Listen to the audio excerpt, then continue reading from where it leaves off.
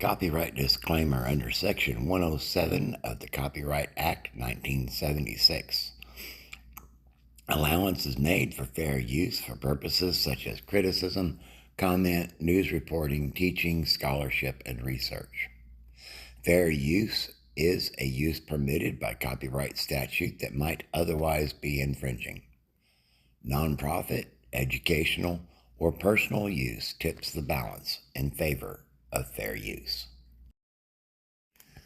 I am your host, G.I. Wingnut. Welcome back to my channel. This particular episode comes to us as an article from the Tampa Bay Times entitled Deaths at Scientology Drug Treatment Program Narconon Bring Investigation. This is written by Thomas C. Tobin, Times staff, August 16th, 2012. And part of the reason I'm reading this out is because I'm getting really tired of trying to explain to people why Narconon is not all that. In fact, it's really dangerous. I wish people would quit promoting it. So let's get into the body of this article. It's a little bit lengthy. Already shaken by a series of high-level defections, accounts of abuse among its staffers, and high-profile breakup of Tom Cruise and Katie Holmes, the Church of Scientology now faces scrutiny over its controversial drug treatment program, Narconon. 4 deaths at Narconon's signature treatment facility in eastern Oklahoma have prompted local law enforcement and health officials to investigate the center and its program.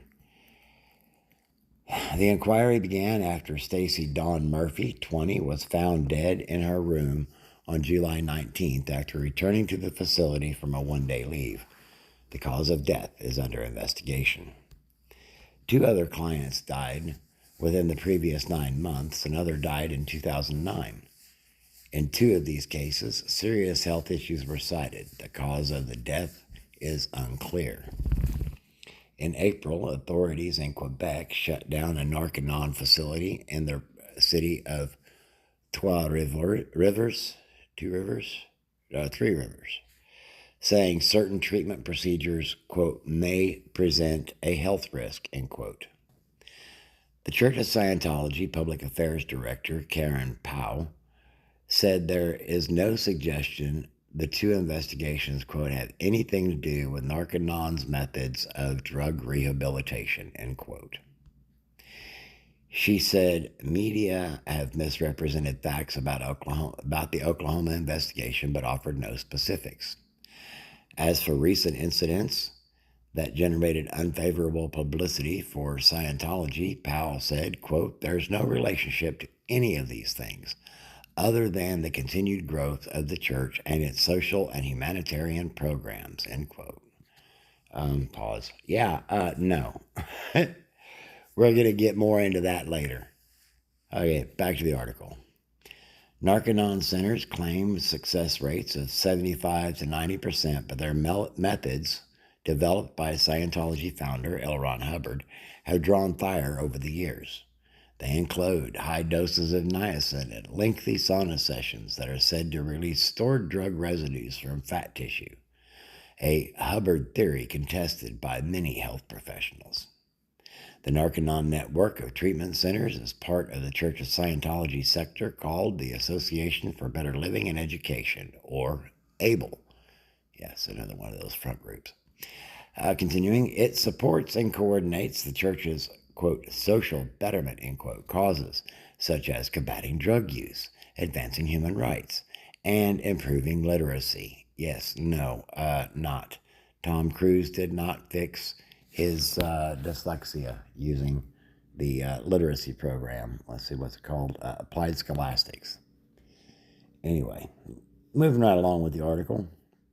When Cruise, Scientology's most famous parishioner, said in a 2006 video that Scientologists were, quote, the authorities, end quote, on drug treatment, he was talking about Narconon. Parishioners are pressed hard to donate. Now, an unflattering focus on Narconon poses a potential new threat to Scientology's image, which has suffered since defectors began speaking out in 2009 about staffer abuses and overly aggressive fundraising, allegations the church has denied.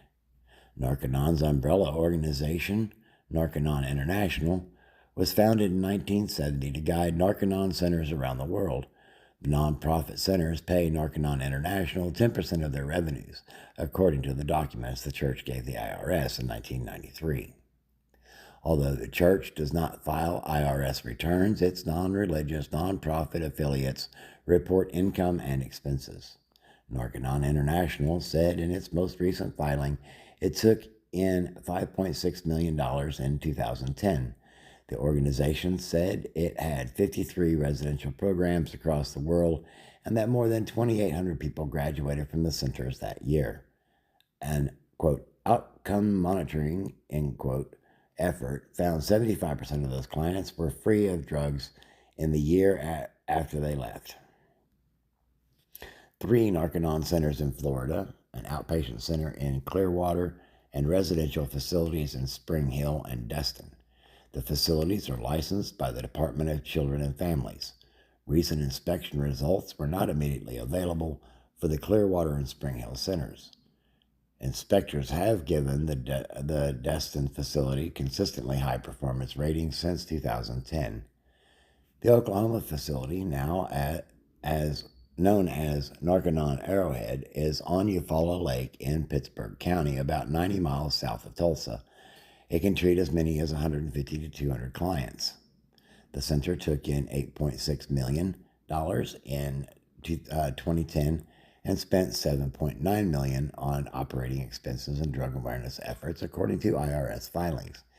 It reported helping 529 people with drug rehabilitation services and, quote, life skills courses, end quote. Yeah, getting them started going towards the bridge, trying to get them into Scientology is what they're doing. All right, back to the article. Pittsburgh Assistant District Attorney Richard Hull said the sheriff's office and state mental health and substance abuse officials were conducting separate investigations. They are awaiting autopsy findings and toxicology reports in Murphy's death, which is expected by early September. Health officials will explore whether there are grounds to seek an injunction against Narconon Arrowhead, Hull said. The center is cooperating with investigations, Hull also said. Officials are also investigating the deaths of 21-year-old Hillary Ann Holton of Carrollton, Texas, 32-year-old Gabriel W. Graves of Owasso, Oklahoma, and 28-year-old Casey Diane Warnick of St. Augustine. Holton died on April 11th and Graves on October 26th. Holton's autopsy report also has not been completed. Her obituary in the Dallas Morning News said she died of complications from pneumonia and congenital adrenal hyperplasia. The medical examiner could not find a cause of death for Graves. Warnick died in March 2009 after she was transferred to a Tulsa hospital. Her parents sued Narconon Arrowhead, alleging it gave her the wrong medication and failed to get her proper care after she developed an upper respiratory infection. The family and the center settled the case last year. Narconon Arrowhead Director Gary Smith did not respond Wednesday to the request for comment, nor did Narconon International President Clark Carr. In Quebec, authorities ordered the Narconon in Trois-Rivières to close after inspectors found several newly mandated operational criteria needed corrections. The center was told to move its 32 patients to another Narconon facility. Most were placed in centers in the United States, the Gazette in Montreal reported. Powell said Quebec's changes to its laws mandating medical detoxification have not been adopted by other provinces. Narconon facilities remain open there. David Love, 60, told the Tampa Bay Times this week he spent 11 months at the Trois-Rivières Center, 5 months as a client and following 6 months as staff. Addicted to painkillers after 4 back surgeries, he checked himself in on December 1st, 2008. The center told clients they should expect a 3-month minimum stay. Love said. The cost was $23,000. The center gave Love a discount because he was unemployed, he said. He started with started in a, quote, withdrawal unit, end quote, with about 7 other individuals, he said. The clients paired up, facing one another at close distance and practicing making eye contact and other drills requiring them to focus. Oh, so they're running through the training routines. They're running through the TRs. This is straight up Scientology. All right, moving on. After 9 days, he joined longer-term clients in the main unit. 10 days later, he began a daily regimen of 5-hour sauna treatments and increasing doses of niacin, which is a form of vitamin B available over the counter. The staff gave him 100 milligrams the first day and upped his doses 100 milligrams each day after that. Holy cow. On his 26th and final day in the sauna, Love ingested 2,600 milligrams of niacin, he said. The niacin treatments concerned him because he suffers from liver fibrosis, he said. The sauna treatments were followed by 3.5 months of studying Hubbard's teachings familiar to all Scientologists. He said he knew from the start he was in a Scientology environment, but no one pressured him to join the church. He took a job at the center or on the center's staff after, quote unquote, graduating from the treatment program. He started started as a course room supervisor, paid less than minimum wage until he protested, he said. He quit on November 3rd, 2009, after arguing with supervisors that the center's advertised 70% success rate was inflated. Powell said Love is an extremist who has been trying to generate negative coverage of Narconon. Describing Love as an anti-Scientologist, she said, any statements by him are undoubtedly false. Yep, fake news, fake news. All right, folks, thanks for hanging out for this article. I hope you found it informative, and there will be more to come. Please remember, mental health matters. Drink plenty of water and get plenty of rest. I'll catch you on the next video.